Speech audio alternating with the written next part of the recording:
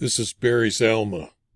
I am the oldest member of my family, and as a father, I am required by the law of the Jewish people to celebrate the Passover. Now, my wife and I found the typical Hebrew-based version of the Passover to be difficult, if not impossible, to deal with. And so we wrote Passover, a Seder for the American family, something that we and our family could enjoy and understand. Passover is one of the many holidays Jewish people celebrate to help them remember the importance of God in their lives. We see the animals, the oceans, the rivers, the mountains, the rain, sun, the planets, the stars, and the people, and wonder, how did all these wonderful things come into being? Jews believe the force we call God created the entire universe and everything in it. Jews feel God is all-seeing and knowing, and although we can't see him, he is everywhere and in everyone. We understand that when God began to create the world, there was nothing, and that time, as we know it, had no meaning. God created all. Because of the creation, we are able to track time and celebrate Passover every year at the same time.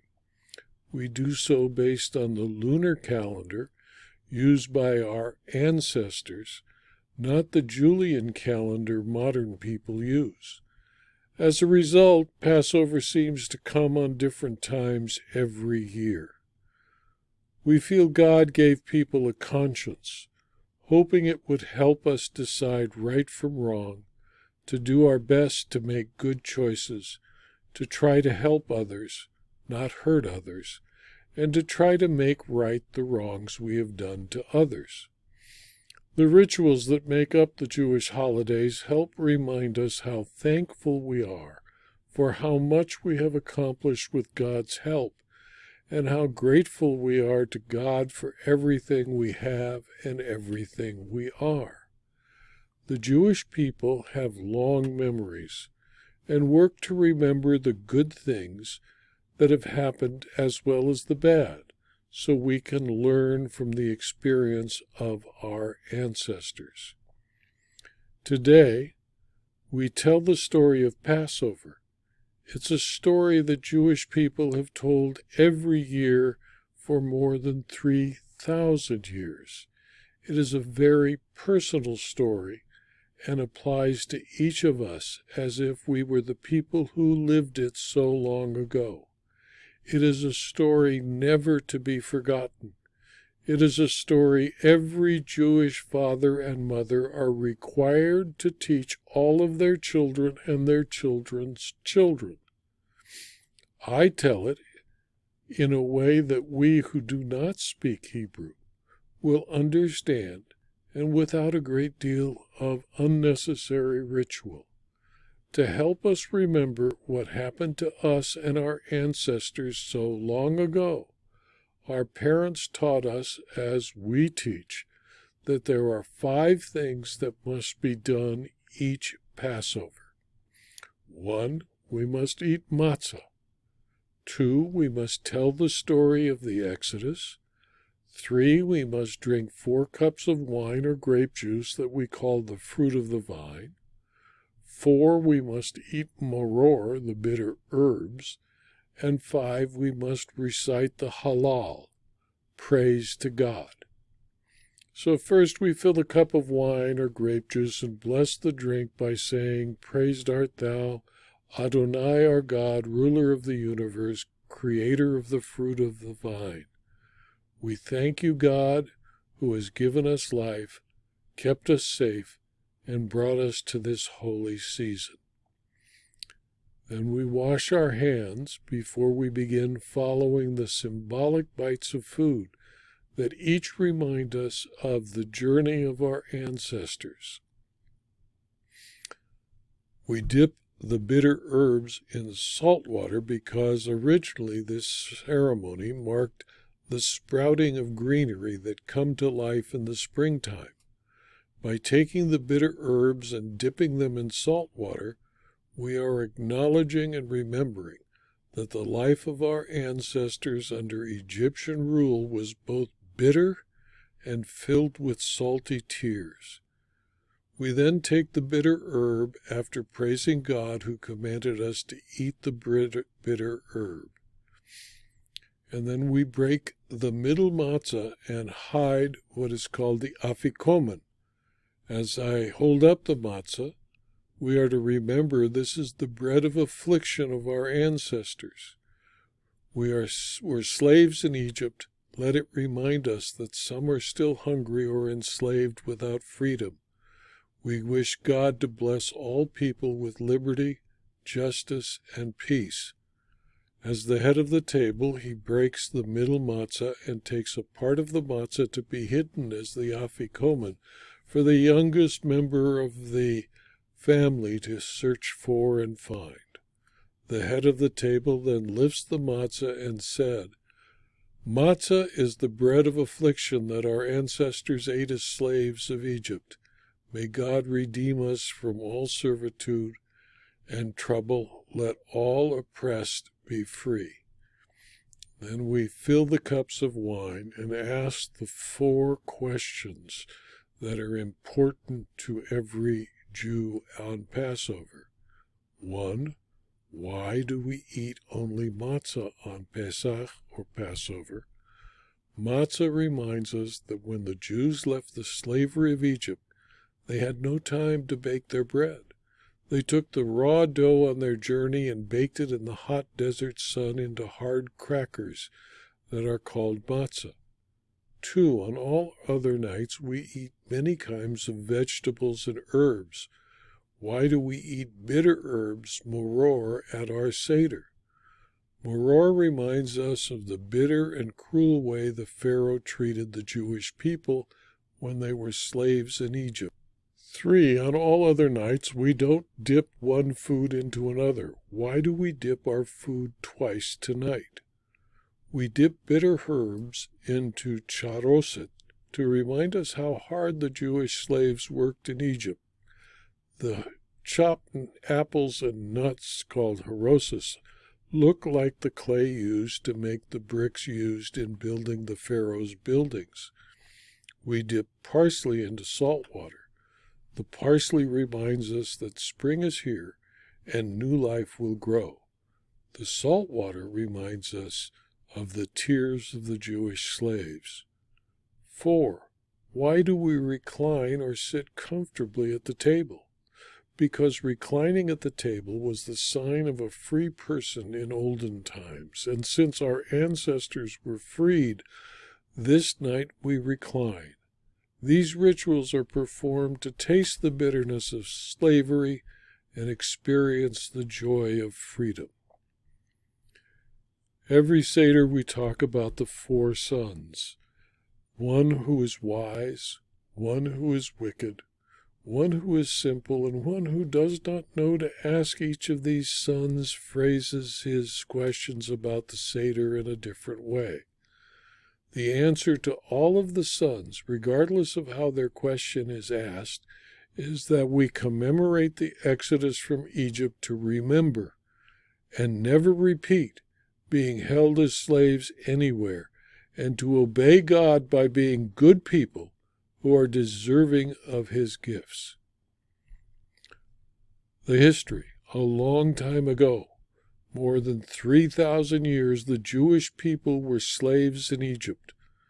The ruler of Egypt was called the Pharaoh, and he and his soldiers were very mean to the Jews. The Egyptians didn't pay the Jews for their work. They made them work so hard they would drop from exhaustion. When the Jews didn't do what the Pharaoh wanted, they were beaten or killed. A man named Moses was sent by God to convince the Jews that they shouldn't put up with such terrible treatment and should no longer be slaves. Moses went to speak to the Pharaoh and said, "Let my people go." Pharaoh refused. When Pharaoh refused to set the Jews free from slavery, God, through Moses, tried to convince the Pharaoh and the Egyptian people to let the Jews go free by having Moses conduct a few miracles. They neither convinced Pharaoh nor his magicians. Pharaoh did not listen to Moses. He refused to let the Jewish slaves go because he needed them to help Pharaoh build monuments and grow his crops. To convince Pharaoh, God sent 10 plagues to punish the Egyptians because their Pharaoh was evil and would not listen. Every year at this time we celebrate the holiday of Passover. It's called Pesach in Hebrew, to help all Jews remember how bad it was to be slaves, how grateful we are to God that we are free, and to always try to remember not to be mean to others like the Pharaoh was to us when we were slaves in Egypt. We don't celebrate the suffering of the Egyptians, since all people are children of God, even those who believe they are our enemies. So we spill drops of wine from our cups at the mention of the 10 plagues, and we feel sorry for the Egyptians who had to suffer such terrible punishments because their leader would not listen to God. When Pharaoh defied the command of God and refused to release the Israelites, the Almighty afflicted the land of Egypt with plagues. And everyone at the table shall repeat together with each plague mentioned as they place 1 drop of wine on their plate. They are blood. The Nile River ran red with blood. Frogs jumped everywhere and annoyed all the Egyptians. Gnats who swarmed and bit the Egyptians, even the Pharaoh. Flies made everything dirty. Cattle disease caused their animals, the source of their food, to die. Boils, sores grew painfully all over the bodies of the Egyptians. Hail fell in the desert to hurt the people and the crops. Locusts swarmed and ate all of the Egyptians' crops. Darkness in the daytime that scared them all, and finally, the first 9 plagues did not convince the Pharaoh, so the firstborn sons of the Egyptians were killed. The firstborn children of the Jews were passed over by the mist of death, by marking their doorposts with the blood of a sacrifice of a lamb. Treating people like we would want to be treated is the best way the world can be a place of peace and happiness. We believe if we try to be good people, God will want to continue to help and protect us. Pharaoh refused each time Moses asked him to set the Jews free until the 10th plague. This plague was so horrible that Pharaoh relented and the Jewish slaves were set free. They all quickly walked out of Egypt. Pharaoh, of course, changed his mind after the Jews left and sent his soldiers to bring the slaves back. God protected the Jews as they left, caused the waters of the sea to part, so the Jews could walk across on dry land without even getting their shoes wet. After all the Jews crossed the water came back and drowned the Egyptians who were chasing them. The Jews were free and continued walking to the land promised to them by God. Escaping from Egypt gave the Jewish people their freedom. We remember today that being free means more than just not being a slave. It means we can be free to use our minds, to think and try to do the best we can, to be as good a person as we can be, and to thank God for setting us free. Because the Jews Moses led out of Egypt had been slaves for so long, They had not learned a thing for themselves about what was right and wrong, and what was good and bad. And while the Jews rested during their long walk through the desert on their way to the land promised to them, Moses went up to Mount Sinai, an important and historic holy place, and communicated with God. He came down the mountain with a stone on which God helped him write rules for the Jewish people to live by, called the 10 Commandments. These are rules that we still live by and have been incorporated in the laws of every country where Jews and others who read the Bible, that we call in Hebrew the Torah. The commandments are: 1. I am the Lord your God. You shall have no other gods before me. 2. You shall not make for yourself an idol. 3. You shall not take the name of the Lord your God in vain. 4. Remember the Sabbath and keep it holy. 5. Honor your father and mother. 6. You shall not murder. 7. You shall not commit adultery. 8. You shall not steal. 9. You shall not bear false witness against your neighbor. And 10. You shall not covet your neighbor's house. You shall not covet your neighbor's wife, nor his male servant, nor his female servant, nor his ox, nor his donkey, nor anything that is your neighbor's. Every year we remember the freedom and rules God gave us, our ancestors, and us by saying Dayenu. Dayenu is Hebrew, and it means it is sufficient, or it is enough. And we say it because we understand that any one of the things he gave us would have satisfied us. But he gave them all to us. So we say Dayenu to the following: God brought us out of slavery in Egypt, Dayenu. God sent us manna in the desert so we would not starve, Dayenu. God ordained the Sabbath so we had 1 day of rest a week, Dayenu. God brought us to Mount Sinai, Dayenu. God gave us the 10 Commandments and the Torah at Mount Sinai, Dayenu. God led us to Israel, Dayenu. God gave us the temple, Dayenu. For all these things we say, Dayenu, it is enough, it is sufficient. All of these things were given, and that is why we celebrate Passover every year.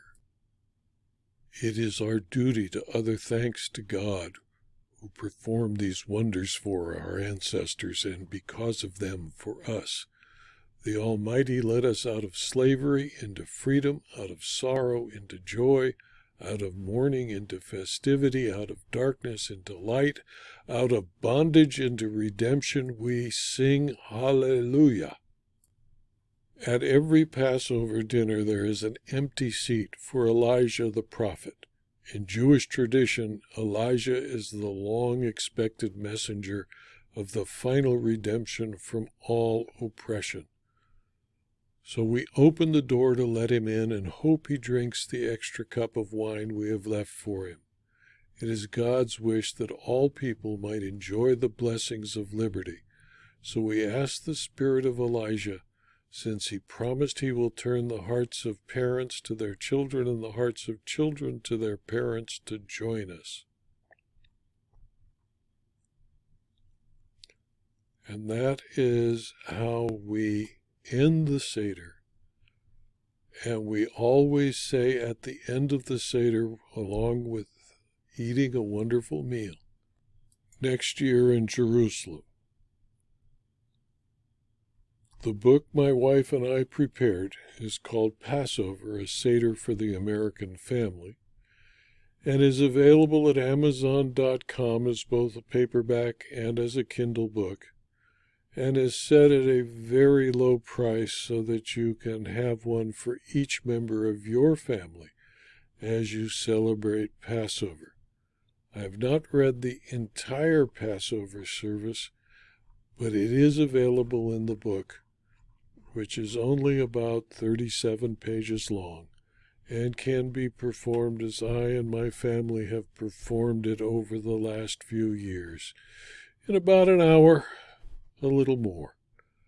Thank you for your attention, and I hope you enjoyed this small understanding of the Passover, and will be able to celebrate it with your family as I celebrate it with mine.